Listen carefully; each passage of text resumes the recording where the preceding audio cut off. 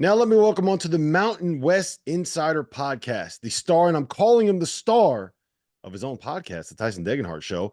You can figure out who it is from there. Tyson Degenhart, from Boise State, first place Boise State. And before we hit record, Tyson, we were talking a little bit about how back at the start of the season, Jeff Goodman drafted you on his fantasy college basketball team in his little rivalry with Robbie Hummel. And some of his picks have not panned out, but you have. You've spurred on his late season comeback, so he's got a chance to take down Robbie this year. How proud are you of your performance to be able to make sure that Goodman's fantasy basketball team looks pretty good? It feels great. I was a little worried there for a minute after the two single-digit points out of 3 games, and I know I probably was expecting a text from Jeff saying you got to start playing better for my fantasy team. So had to pick it up, and definitely feels good to be playing well at the right time of year and hoping to continue to win games on into March. I was going to cut you in all fairness. I was going to cut you early and replace you with, maybe Max. I don't know, somebody else, right? But I stuck with you, and it has absolutely paid off. You've been playing out of your mind. Like, this is the first time I feel like this is the old Tyson in terms of like doing everything, making threes at a high clip, scoring, like everything. And it's no surprise that it coincides with you guys playing unbelievable basketball over the last, really month or so of the year. Yeah, I mean, definitely had my ups and downs in the first couple months of the year, and just had to stay consistent and focus more on the process rather than the outcomes. And I knew if I continued to do what I do, things were going to pan out in the end, and glad it's panning out right now. You guys have won 5 in a row here now. You just on Saturday you beat New Mexico at home, tied for first place in the Mountain West. We've been talking all year about how much fun this league is, about how tough this league is, about how balanced this league is. Hopefully we can get a 6-team Mountain West going. It's something that we've been pushing since the start of the season. But it feels like you guys have kind of figured this thing out and you're playing your best basketball now. What's changed? Like, how have we gotten to this point? We definitely had our bye at the right time, coming off 2 losses to Colorado State and Utah State. We kind of had some time to get off our feet and kind of relax, because 11 games in a row for the people that don't play is a lot without having a bye in between. And we really had a heart-to-heart with our team and our coaches just about how we need to get better on the defensive end. And I think you've seen a real jump in our defensive intensity and our execution. So I went out and I don't know if you know, I saw 2 really good Mountain West games. I didn't see you guys play, but the schedule didn't fall right. So I was out and I saw first Utah State play San Diego State, had never been there. Then went to the pit the next night and saw an unbelievable ending. I'm sure you saw it against Colorado State. 4 really good teams, 2 great venues. My question, I think actually Utah State is the better place for the atmosphere, because the students are out of their minds. Like, I've never seen anything like it, where you have almost 50% of the crowd being students. They're crazy, Tyson, and they don't even drink. They're not drunk at all. Yeah, they're on a different level. I mean, they're wearing like medical gloves to clap because it's louder than using your hands, and they just, they have like that whole scouting sheet. And I was really actually interested to see what they wrote about us, because I know like Coach Drury had coached there, and having Max and Kate on the team with Coach Rice as their dad coaching us, and I'm sure they had some very, very harsh things on there. What's the thing that they could have on you that you would be scared of? Like, what were you worried that they might say about you on that sheet? I'm not really scared of anything. Like, I don't think I put anything out there that would really, come back my way in a bad way. So hopefully nothing, but I would be interested if they would have found anything. No dirt. No dirt on Tyson, Rob. Well, that's why we have him on here right now, Tyson. You going to give us something that they can use or what? Absolutely not. I know Perfect. they travel pretty well to Vegas, so I can't give them anything. And you know what? Hey, the VA house, it's coming up. They're pretty good too. I mean, you get like the environments. It's sad that I've never been to Boise, and I feel really bad that I haven't. And Leon gives me shit for it all the time, and he should, rightfully should, because you guys have been good for a long time. But what's the key down the stretch here? I mean, obviously, this is such a great league, as Rob said. It's bottled up at the top. I mean, you look at Colorado State right now, I think they're in 6th or 7th. and we know they could beat just about anybody. What's the key here down? What do you need to do to be able to try to win this league? It all comes down to defense. I mean, we're playing two great teams this week. Nevada's been playing really, really well as of late, and then San Diego State's been as consistent as ever. And uh, and when you get down to the conference tournament, 3 games in 3 days, it all comes down to defense because on that third day, shots aren't going to fall, legs are tired, you're playing for a lot. So it all comes down to defense for us, and then just taking it one game at a time. Like everyone wants to look ahead to Viejas on Friday, just because like we could have a chance to clinch, but we got to take care of business on Tuesday because we got a really good team coming to Boise. Yeah, it's amazing that we're sitting here. It's March 4th, right? It's the last week of the regular season, and there are literally 5 teams at the start of the Mountain West that still have a chance to win the league regular season title, depending on how things play out. Like, has it been as much fun to play in this conference as it has been to watch it? Or are you sitting here like, man, I can't wait to get to the Mountain West tournament. This has been a grind. Well, it's been a lot of fun. It has been a grind, but playing against so many good teams, night in and out, it's just a lot of fun. That's all you could ever ask for out of conference play. I think a lot of people, Tyson, when they think about the Mountain West Conference, the first 2 places that you think of are Viejas and the Pit, right? For me, the Spectrum is one that I always think about. I was back there. I went there in like the Wild Bill days. I think you were probably like 10 years old then, but they had this guy named Wild Bill who was like this 320-pound, 5'8" dude that would show up with no shirt on and his belly hanging out, wearing like Little Mermaid costumes and all of this, like a teacup costume. And he was out of his mind. That place is nuts. So uh, I don't think people realize though how good it is. The environment is at Boise State. Like we saw that game on Saturday night. We saw how loud it was. We saw how packed it was. We saw how crazy it was. Talk up your spot a little bit. Let people know like Boise State. That's a play that is a destination game if you want to go see a good game in a great environment. Absolutely. I think it's gotten so much better since I've gotten here. I remember first couple home games, there weren't many students showing up. And then by the end of my freshman year, we had sold out the Nevada game when we clinched conference at home, and it just continued to grow. And credit to the students for showing up and our marketing team to getting people out there. And I think it's one of the best environments in the Mountain West. I think it's up in that conversation with Viejas, the Pit, and the Spectrum all in there. So I think it's one of the best environments in the Mountain West, and you'll have to really come and see it to experience it. That's how you know that NIL is a thing, man. We just heard Tyson Degenhart in here. I'm going to thank my marketing team. Marketing teams all around, like you guys would be surprised. We see marketing team like roaming around like in the gym trying to get things set up almost every day. So they do a lot, and really thankful for them to get people in the seats. Yeah, I also just for anyone from San Diego State listening to this, Tyson Degenhart did take credit for Boise State's fan base. This has been a lot better since I've been here. So we'll coach you on that one, Tyson. Okay. Hey, did Max go through senior night last year or no? Yeah, he did. So he's going to get 2 senior nights? He's going to get 2 senior nights. This is bullshit. I mean, come on. How many senior nights does somebody need? Like he went through 1. I don't think you should be allowed to get another. Like, what do you say to him when he told you he's going to go through it again here? I knew he was going to go through it this year. I know last year he was really close to Najee and Lucas, and they were kind of the same grade growing up. Like Najee and Max play on the same AU team, and they grew up together in that way. And I think they wanted just to experience that night together because technically he was a senior. Like he could come back for another year and use his COVID year. So I don't blame him for it at all. Did he or dad cry? Either one? Who out of the family cried last year? Anybody? I don't remember if anyone did. If it was someone, I think it'd be Robin. But I think Robin might cry this year just because it's for sure his last year.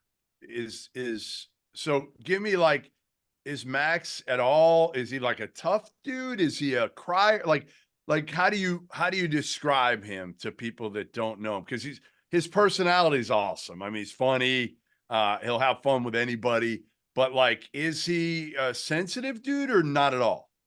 I don't think he's a sensitive dude. I mean, he's in a tough spot with his dad being the coach and just being put in the spotlight for so long. And but he's definitely not sensitive in that way. No, I meant sensitive, like not sensitive when dad yells at him. I meant more. Oh, he understands. Like he understands he's a player, and coach does a good job of not treating him as his son. He treats him as a player, and I think that goes a long way for us other players who are not his sons. Treating him as equals and not anything superior.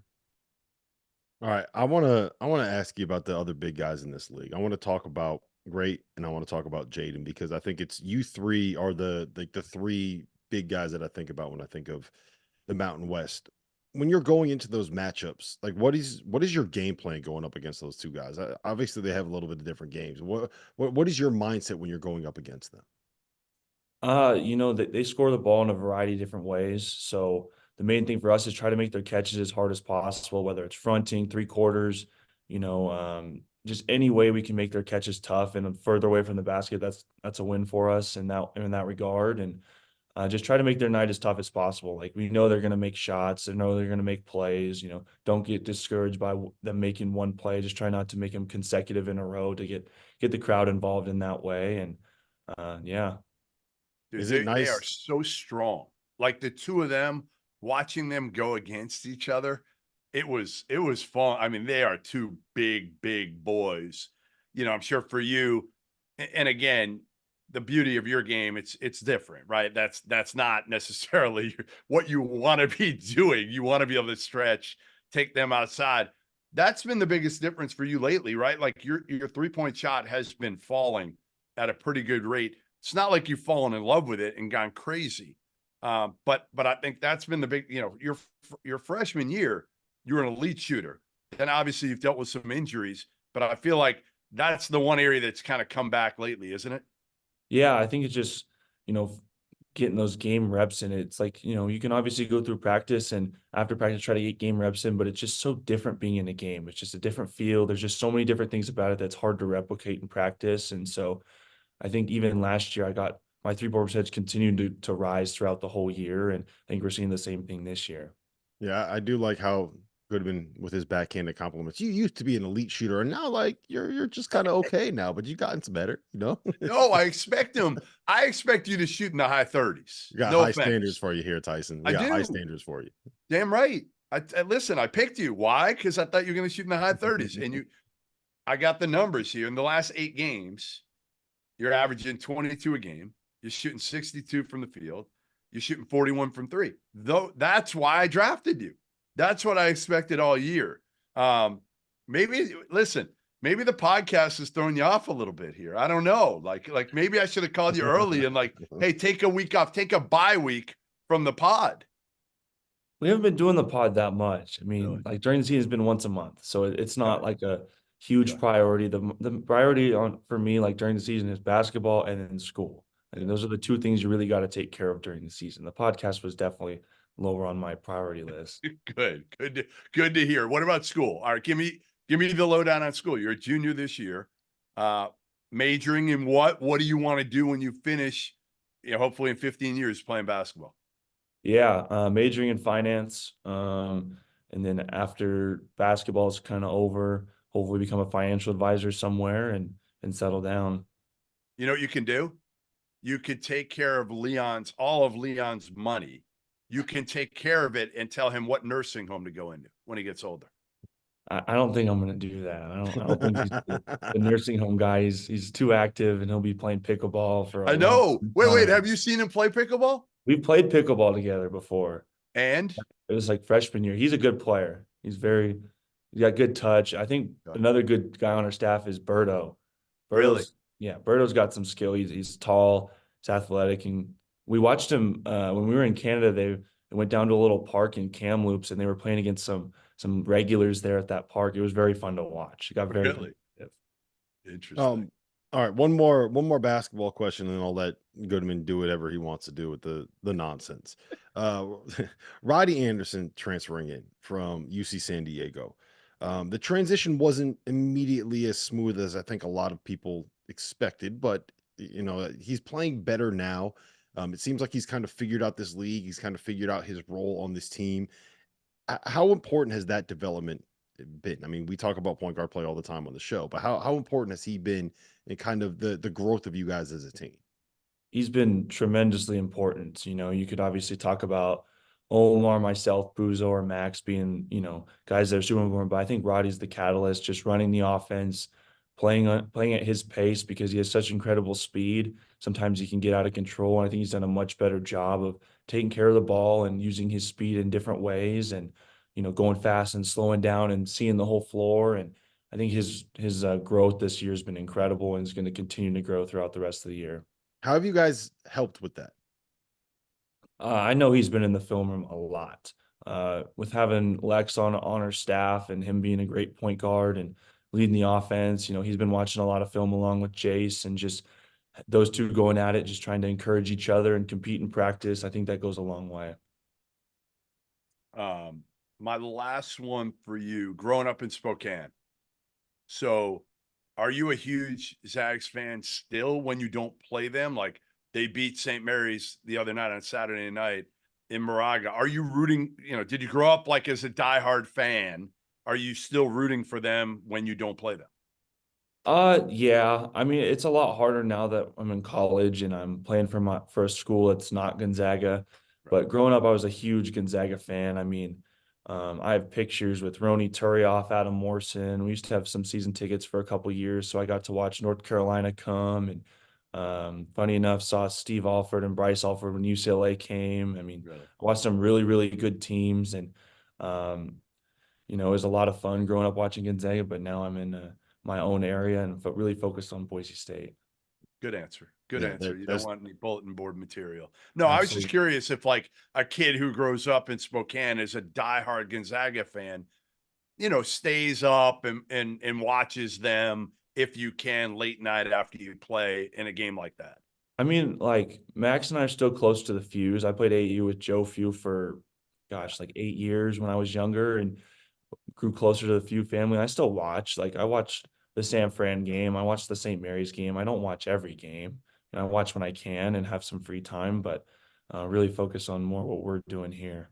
I mean, it's actually like a really interesting conversation to have, because I think a lot of athletes obviously grow up as fans of specific teams, and then you reach a certain level where all of a sudden you are playing against those teams that you grew up rooting for, right?